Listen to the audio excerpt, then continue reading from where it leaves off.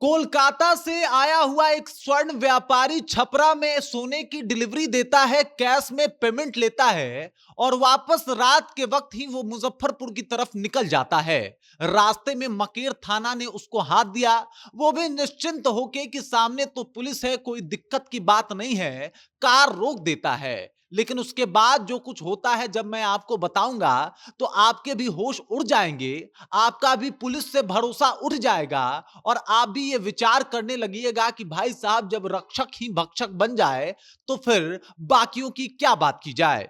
पूरी कहानी क्या है सब कुछ आपको विस्तार पूर्वक हम समझाएंगे, लेकिन उससे पहले मेरा परिचय जान लीजिए। मेरा नाम है रजत और आप जनता जंक्शन देख रहे हैं। अब वापस कहानी के ऊपर आते हैं कि किस तरीके से कोलकाता से आया हुआ एक व्यापारी जो है वो छपरा में माल डिलीवरी कर चुका होता है और वो अब मुजफ्फरपुर जा रहा था आधी रात को।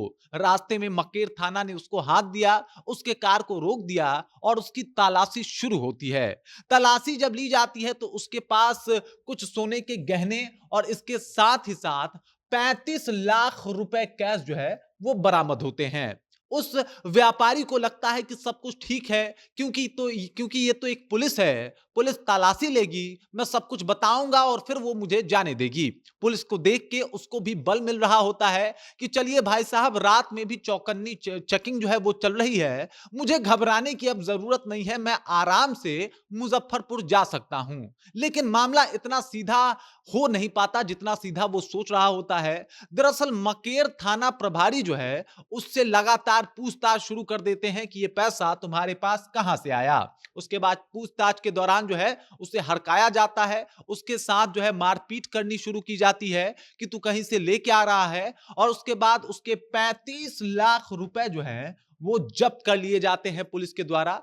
यूं कहें तो छीन लिए जाते हैं, क्योंकि उसका हिसाब जो है वो पुलिस भी आगे नहीं देती कि आखिरकार वो 35 लाख रुपए जो उसने जब्त किए वो कहां रखे। मतलब जो मकेर थाना प्रभारी हैं रवि रंजन कुमार, वो उसका सारा पैसा ले लेते हैं। और इस मामले की जब बात पता चलती है सारण एसपी कुमार आशीष को, तो वो भी चौंक जाते हैं कि देख लीजिए किस तरीके से बिहार पुलिस और बिहार पुलिस के थानेदार आजकल काम कर रहे हैं। हालांकि मकेर थाना के इस अधिकारी को, यानी मकेर थाना पदाधिकारी को जो है वो अभी हिरासत में ले लिया गया है। ड्राइवर जो था मकेर थाना प्रभारी का, उसका अभी जांच चल रहा है कि आखिरकार वो कहां है। हालांकि वो फरार बताया जा रहा है। लेकिन जब से यह खबर सामने आई है कि किस तरीके से पुलिस को लेके लोगों में एक भरोसा जगता है कि भाई साहब पुलिस है, अब सब कुछ ठीक हो जाएगा। पुलिस को देख के आम लोगों में एक हिम्मत आती है कि चलिए भाई साहब, अगर यहां पे पुलिस है तो कोई आपराधिक घटना तो नहीं होगी। लेकिन अगर पुलिस ही ऐसी घटनाओं को अंजाम देने लग जाए तो समझ जाइए कुछ दिन के बाद लोग खाकी वर्दी के ऊपर भी भरोसा नहीं कर पाएंगे। उनको उसके बाद भी शक होगा कि ये पुलिस के वेश में कोई चोर तो नहीं, या फिर ये वैसा पुलिस वाला तो नहीं जो इनकी धन संपत्ति को ही लूट ले, उसके बाद उसके एवज में पूछताछ करने के एवज में मारपीट भी करे, आपको भगा दे। यही होता है उस स्वर्ण व्यापारी के साथ, उसके साथ मारपीट की जाती है, उसको भगा दिया जाता है और वो इस विचार में पड़ जाता है कि भाई साहब ये जो लोग थे वो बिहार पुलिस वाले ही तो थे, लेकिन हमारे साथ ऐसा क्यों हुआ। इसकी जानकारी उसने सारण एसपी को दी। सारण एसपी ने इसके ऊपर त्वरित कार्रवाई किया और थानाध्यक्ष को जो है वो हिरासत में ले लिया गया है।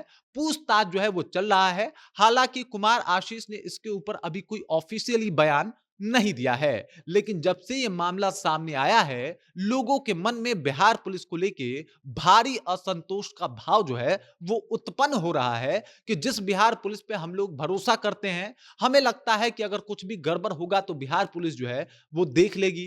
कोई आपराधिक घटना बिहार पुलिस के आंखों के सामने तो नहीं हो सकती, लेकिन जहां पे बिहार पुलिस ही अपराधी बन जाए और इस तरीके के कांड को अंजाम देने लगे, तो फिर यह विचारणीय बात हो जाती है कि भाई साहब यहां पे किस तरीके का लॉ एंड ऑर्डर काम कर रहा है और कैसे कैसे लोगों की वैकेंसी हो गई है। बाकी इस खबर को लेके, इस जानकारी को लेके, जो खबर मैंने आपको सारण से आई है वो बताया, इस जानकारी को लेके आप क्या सोचते हैं, आपके जहन में क्या कुछ चल रहा है, कृपया कमेंट कीजिए और अपना विचार हम तक पहुंचा दीजिए। बाकी आप देख रहे हैं जनता जंक्शन और मेरा नाम रजत है।